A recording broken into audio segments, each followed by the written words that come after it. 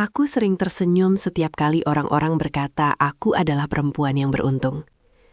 Suamimu baik sekali, kata ibuku setiap kali kami pulang berkunjung. Jarang ada lelaki seperti dia, ujar tetangga dengan nada kagum. Doakan aku dapat suami sepertimu, canda sepupuku sambil tertawa. Aku hanya mengangguk, tersenyum, dan menunduk sedikit. Seperti istri yang tahu diri dan penuh rasa syukur.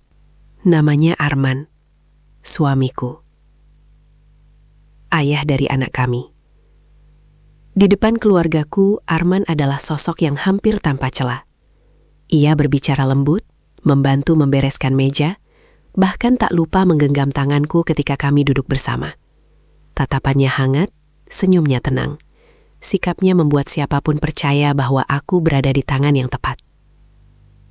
Dan aku memainkan peranku dengan baik. Aku istri yang rapi. Bangun lebih pagi, menyiapkan sarapan, memastikan kemeja kerjanya licin dan wangi.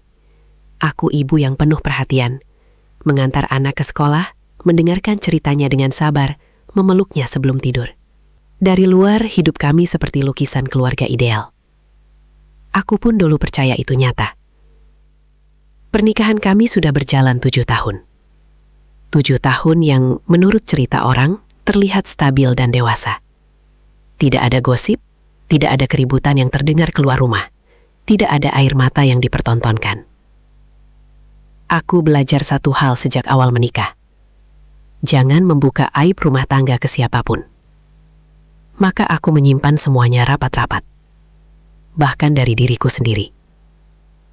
Setiap malam, ketika Arman pulang dan kami duduk berdua di ruang makan, ia akan bertanya hal-hal kecil. Tentang anak, tentang pekerjaanku, tentang menu besok. Aku menjawab sepenuhnya. Kami berbicara seperti dua orang yang sudah hafal jadwal. Bukan perasaan. Namun aku selalu meyakinkan diri. Ini normal. Semua rumah tangga begitu. Aku pernah bahagia. Atau setidaknya, aku pernah yakin bahwa aku bahagia. Aku masih ingat hari ketika aku berkata pada diriku sendiri. Tak apa kalau lelah. Yang penting keluargaku utuh. Malam itu, aku menatap pantulan diriku di cermin kamar. Rambutku terikat rapi, wajahku tampak baik-baik saja. Tidak ada yang salah, tidak ada yang perlu ditanyakan. Aku belum tahu bahwa ketenangan ini hanyalah permukaan. Bahwa di balik senyum yang selalu dipuji orang, aku perlahan belajar menahan napas. Dan bahwa, sebentar lagi, satu kejadian kecil akan membuatku mempertanyakan semua yang selama ini kusebut rumah. Retakan itu datang tanpa suara, tanpa teriakan, tanpa siapapun menyadarinya selain aku. Awalnya hanya hal sepele. Nada bicara Arman yang berubah ketika pintu rumah tertutup. Senyumnya yang memudar begitu kami tidak lagi disaksikan siapapun. Tangannya yang dulu ringan menyentuh pundakku, kini lebih sering sibuk dengan ponselnya. Aku mencoba tidak berpikir macam-macam. Capek kerja, kataku pada diriku sendiri. Semua suami juga begitu, bisik hatiku yang berusaha tenang. Namun, ada malam-malam yang membuat dadaku terasa sempit. Saat aku bercerita panjang lebar tentang hariku, Arman hanya menjawab singkat. Saat aku bertanya, ia menghela napas. Shh, seolah pertanyaanku adalah beban tambahan yang tidak perlu. Yang paling menyakitkan, bukan sikapnya, melainkan caranya membuatku merasa berlebihan. Kenapa sih kamu sensitif sekali? Aku cuma diam sebentar. Kamu terlalu banyak berpikir. Kalimat-kalimat itu terdengar biasa, bahkan terdengar dewasa. Tapi entah kenapa, setiap kali mendengarnya, aku merasa semakin kecil. Suatu sore, kami menghadiri acara keluarga. Arman tertawa lepas, bercerita penuh semangat. Ia menepuk bahu keponakannya, memuji masakan bibiku, dan menggenggam tanganku erat. Cukup erat untuk dilihat semua orang. Aku beruntung punya istri seperti dia, katanya sambil tersenyum. Semua mata memandangku dengan iri. Aku ikut tersenyum. Tak ada yang tahu bahwa di dalam dadaku ada perasaan aneh yang tak bisa kusebut. Bahwa pujian itu terdengar seperti panggung. Bahwa aku merasa sedang memerankan seseorang yang bukan diriku sepenuhnya. Malamnya di rumah, aku memberanikan diri bertanya pelan. Mas, kamu capek sama aku? Arman menoleh cepat. Tatapannya dingin. Berbeda dari yang ia tunjukkan siang tadi. Kamu ini kenapa? Selalu cari masalah. Aku terdiam. Kalimat itu jatuh begitu saja, tapi menghantam tepat di dadaku. Sejak malam itu, aku mulai belajar satu hal yang belum pernah kupelajari sebelumnya. Diam bukan selalu berarti damai. Aku mulai menahan kata-kata, menyimpan perasaan, menyusun ulang senyum di wajahku setiap pagi. Aku ingin rumah ini tetap utuh, meski aku sendiri mulai merasa terasing di dalamnya. Aku belum tahu, ini baru permulaan, bahwa kejadian kecil ini hanyalah pintu yang perlahan terbuka menuju sesuatu yang jauh lebih menyakitkan. Dan tanpa kusadari, aku sudah melangkah masuk ke sebuah ruang sunyi, di mana suaraku tak lagi terdengar dan perasaanku tak lagi punya tempat untuk pulang. Hari itu hujan turun sejak pagi. Langit kelabu, udara dingin, dan rumah terasa lebih sepi dari biasanya. Anak kami berangkat sekolah lebih awal karena ada kegiatan tambahan. Aku sendirian di rumah, mencoba menyelesaikan pekerjaan sambil menunggu Arman pulang lebih cepat dari jadwal biasanya. Aku menyiapkan teh hangat, aku menata ruang tamu. Aku berharap suasana hari ini akan lebih baik. Ketika Arman datang, wajahnya terlihat tegang. Ia meletakkan tasnya agak keras di sofa, tidak menyapaku, tidak menoleh. Aku bisa merasakan sesuatu yang berat ikut masuk bersama langkahnya. "Ada apa, Mas?" tanyaku pelan. Ia menghela napas panjang. "Kamu nggak perlu tahu." Kalimat itu membuat dadaku mengencang, bukan karena marah, tapi karena aku merasa didorong keluar dari kehidupannya sendiri. Aku berusaha tenang. "Aku cuma khawatir."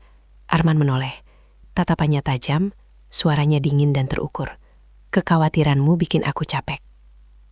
Aku terdiam. Untuk pertama kalinya, aku merasa seperti orang asing di ruang yang kubangun dengan tanganku sendiri. Sejak hari itu, rumah yang dulu terasa aman mulai berubah. Bukan karena suara, bukan karena keributan, tapi karena keheningan yang menekan. Aku mulai berhati-hati saat berbicara, mengukur nada, memilih kata, bahkan menahan napas ketika Arman merangkah masuk. Aku tidak lagi merasa bebas menjadi diriku sendiri. Suatu malam, aku mendengar Arman tertawa pelan di telepon, bukan tawa yang biasa ia berikan padaku. Ada kehangatan di sana, ada sisi dirinya yang tidak lagi kuterima. Ketika aku bertanya, ia menjawab singkat, "Teman kerja." Aku mengangguk, walau hatiku menolak percaya sepenuhnya.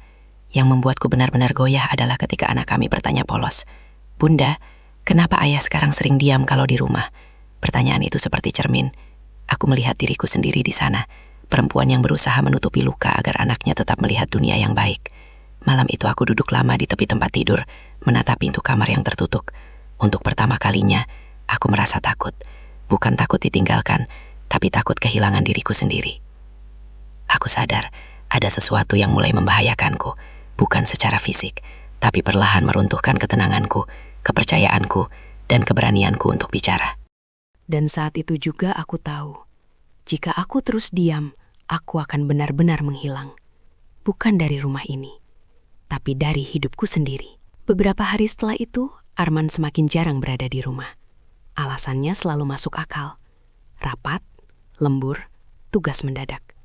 Aku belajar mengangguk tanpa bertanya lebih jauh, meski hatiku mulai penuh dengan tanda tanya yang tak terjawab.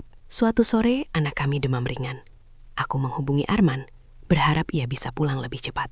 Teleponku diangkat, tapi suaranya terdengar tergesa. "Aku lagi sibuk. Kamu kan bisa urus sendiri," katanya. Kalimat itu singkat, tapi rasanya seperti jarak yang ditarik semakin jauh. Aku menutup telepon sambil menahan air mata. Bukan karena aku tak mampu, tapi karena aku merasa sendirian dalam peran yang seharusnya kami jalani bersama. Malamnya Arman pulang lebih larut dari biasanya. Wajahnya terlihat lelah, tapi ada sesuatu yang lain. Ketidaksabaran yang tak ia sembunyikan. Aku menyampaikan dengan hati-hati tentang kondisi anak kami. "Kamu lebay," jawabnya tanpa menatapku.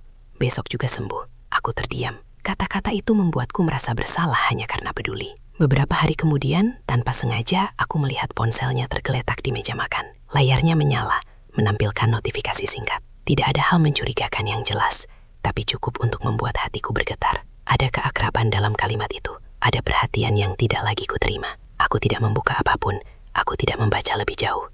Namun dadaku terasa sesak. Malam itu, aku duduk sendirian di ruang tamu.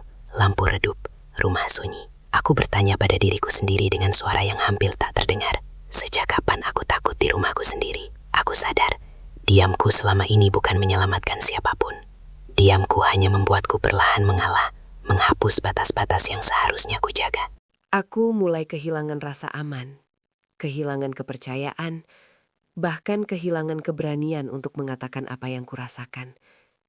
Dan di tengah keheningan itu, aku membuat satu keputusan kecil. Keputusan yang akan mengubah arah hidupku. Aku tidak bisa terus begini. Aku harus tahu kebenarannya. Apapun risikonya. Aku belum tahu bahwa keputusan itu akan membawaku pada kenyataan yang jauh lebih menyakitkan dari yang kubayangkan. Tapi saat itu aku sadar satu hal. Aku tidak boleh terus hidup dalam ketidakjelasan. Tujuanku sederhana, namun terasa sangat berat. Aku ingin mendapatkan kembali diriku sendiri. Bukan untuk melawan, bukan untuk menghancurkan rumah tangga, tapi untuk berhenti merasa kecil di rumah yang kubangun dengan cinta. Aku mulai dengan hal paling dasar, berbicara jujur pada Arman. Suatu malam, ketika anak kami sudah terlelap, aku mengajaknya duduk. Tanganku bergetar, tapi aku memaksakan suaraku tetap tenang. Aku bercerita tentang rasa sepi, tentang ketakutanku, tentang perasaanku yang sering diabaikan. Arman mendengarkan, tapi tidak seperti yang kuharapkan. "Kamu terlalu drama," katanya datar. Aku capek pulang kerja masih harus dengar keluhan. Kata-kata itu menutup semua pintu yang kubuka dengan susah payah. Aku menunduk, menelan air mata yang hampir jatuh. Di hadapannya, perasaanku selalu terdengar berlebihan. Namun aku tidak berhenti di situ. Aku mulai menata ulang hidupku, mengisi waktuku dengan hal-hal kecil yang dulu kutinggalkan. Membaca lagi, menulis, berbicara lebih banyak dengan sahabat lama yang dulu kupinggirkan demi pernikahan. Aku mencoba berdiri di kakiku sendiri, meski rasanya goyah. Rintangannya datang dari arah yang tak terduga. Arman mulai mempertanyakan perubahan sikapku. "Kamu sekarang beda," katanya suatu pagi. "Gak seperti dulu." Aku ingin menjawab, mungkin karena dulu aku terlalu diam. Tapi aku hanya tersenyum tipis. Yang paling berat adalah menjaga anak kami tetap berada di dunia yang aman. Aku menyimpan semua kegelisahan itu di balik senyum, di balik suara lembut saat menemaninya belajar. Setiap kali ia tertawa, aku berjanji dalam hati. Apapun yang terjadi, ia tidak boleh kehilangan rasa aman. Malam-malamku dipenuhi doa dan pertanyaan. Apakah aku egois karena ingin bahagia? Apakah aku salah karena ingin dihargai? Semakin aku berusaha bangkit, semakin aku merasa didorong kembali ke tempat semula. Seolah-olah keberanianku adalah ancaman, bukan harapan. Namun di tengah semua itu, satu tekad menguat di dadaku. Aku tidak ingin hidup hanya sebagai bayangan. Aku belum tahu bagaimana caranya. Aku belum tahu sejauh apa aku sanggup melangkah. Yang aku tahu, rintangan ini bukan yang terakhir. Dan perjalanan untuk menemukan diriku sendiri baru saja dimulai. Bersamaan dengan kenyataan bahwa setiap langkah maju selalu dibalas dengan jarak yang semakin lebar. Perubahan kecil yang kulakukan rupanya tak luput dari perhatian Arman. Ia menjadi lebih dingin, lebih tertutup, seolah keberanianku berbicara adalah tanda pembangkangan yang harus ditekan. Aku merasakan tembok tak kasat mata berdiri di antara kami. Tinggi, kokoh, dan sulit ditembus. Suatu malam, ia berkata dengan nada lelah, "Aku kangen kamu yang dulu." Kalimat itu terdengar seperti rindu, tapi terasa seperti penolakan. Perempuan yang dulu ia rindukan adalah aku yang diam. bukan aku yang jujur. Aku mencoba menjelaskan dengan pelan bahwa aku hanya ingin kami saling mendengar. Namun setiap kata seakan kembali padaku dalam bentuk kelelahan yang tak ia sembunyikan. Rintangan terbesarku bukan Arman, melainkan rasa bersalah. Aku mulai mempertanyakan diriku sendiri. Apakah aku terlalu menuntut? Apakah aku merusak ketenangan rumah ini hanya demi perasaanku? Pertanyaan-pertanyaan itu berputar di kepalaku, menggerogoti tekad yang baru tumbuh. Di tengah kebimbangan itu, aku mendengar percakapan singkat Arman di telepon. Nada suaranya lembut, penuh perhatian. Nada yang tak pernah lagi kudengar saat ia berbicara denganku. Dadaku terasa sesak, tapi aku tetap diam. Aku takut mencari tahu lebih jauh. Takut kebenaran itu benar-benar ada. Anak kami mulai lebih sering bertanya, "Kenapa ayah jarang di rumah?" Pertanyaan itu membuatku terjaga semalaman. Aku ingin melindunginya dari keretakan yang mulai tampak. Tapi aku juga sadar, aku tidak bisa terus berpura-pura bahwa semuanya baik-baik saja. Aku berdiri di persimpangan yang melelahkan. Bertahan dengan menekan perasaan, atau melangkah dengan risiko kehilangan segalanya. Harapanku mulai terasa seperti kesalahan yang kupelihara sendiri. Seolah-olah ingin didengar adalah hal yang berlebihan. Seolah-olah bahagia adalah permintaan yang terlalu besar. Namun di balik semua itu, ada satu suara kecil di dalam diriku yang masih bertahan. Suara yang berkata, "Kalau bukan sekarang, kapan lagi?" Aku belum tahu jawabannya. Yang aku tahu, badai yang sebenarnya belum datang. Dan ketika badai itu tiba, aku tidak yakin masih sanggup berdiri. Karena ternyata aku memang sendirian sejak awal. Hari itu Arman pulang lebih cepat dari biasanya. Wajahnya serius. Suaranya datar. Dan cara ia memanggil namaku membuat jantungku berdetak tidak beraturan. Aku tahu, percakapan ini bukan percakapan biasa. Kita perlu bicara, katanya singkat. Aku duduk di hadapannya dengan tangan saling menggenggam. Mencoba menyiapkan diri untuk apapun yang akan ia katakan. Aku berharap, untuk sekali ini saja, ia mau mendengarkan. Namun yang kudapat justru sebaliknya. Kamu berubah. Rumah ini jadi nggak nyaman. Kalimat itu membuat nafasku tertahan. Aku ingin bertanya, sejak kapan kenyamanan hanya milik satu orang? Tapi suaraku seperti hilang. Aku menjelaskan lagi tentang perasaanku, tentang sepinya aku di pernikahan ini, tentang keinginanku untuk saling memperbaiki. Aku bicara dengan nada paling lembut yang kupunya, berharap ada sedikit ruang di hatinya.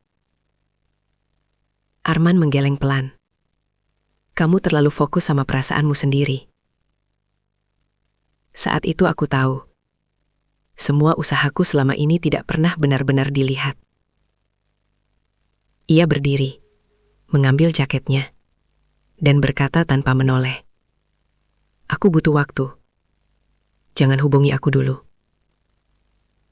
Pintu tertutup, dan rumah kembali sunyi. Aku duduk lama di ruang tamu. Tidak menangis, tidak bergerak. Rasanya seperti seluruh tenagaku tertinggal di kata-kata yang tak pernah sampai. Untuk pertama kalinya, aku menyadari bahwa bertahan sendirian jauh lebih melelahkan daripada melepaskan. Malam itu anak kami bertanya dengan suara kecil, "Bunda, ayah kemana?" Aku memeluknya erat. Dadaku sesak, tapi aku memaksakan suara tetap tenang. Ayah lagi butuh waktu. Aku tidak tahu apakah aku sedang melindunginya, atau justru menunda luka yang akan datang. Ketika akhirnya aku sendirian, aku menatap sekeliling rumah. Setiap sudutnya penuh kenangan, tapi tak satu pun terasa memelukku. Disitulah aku sampai pada kesimpulan yang paling menyakitkan. Aku sudah melakukan segalanya, tapi tetap gagal.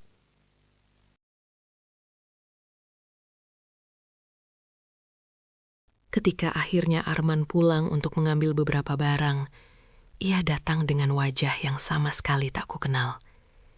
Tenang, tegas, jauh. Tidak ada rindu di matanya, tidak ada tanya di suaranya. Kita perlu pikirkan masa depan, katanya singkat.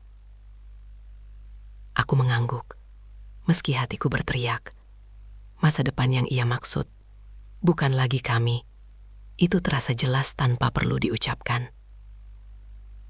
Malam itu, aku duduk di kamar anakku saat ia terlelap. Wajahnya damai, napasnya teratur. Aku menyentuh rambutnya perlahan, menahan air mata yang jatuh satu persatu. Di sanalah aku menyadari betapa besar ketakutanku selama ini. Aku takut membuatnya kehilangan keluarga yang utuh. Tapi untuk pertama kalinya, aku bertanya jujur pada diriku sendiri. Keluarga utuh seperti apa yang selama ini aku pertahankan? Aku teringat semua usaha yang kulakukan, semua doa, semua penyesuaian, semua pengorbanan yang tak pernah diminta, tapi selalu kujalani. Dan hasilnya, aku tetap sendirian di pernikahan yang seharusnya menjadi tempat pulang.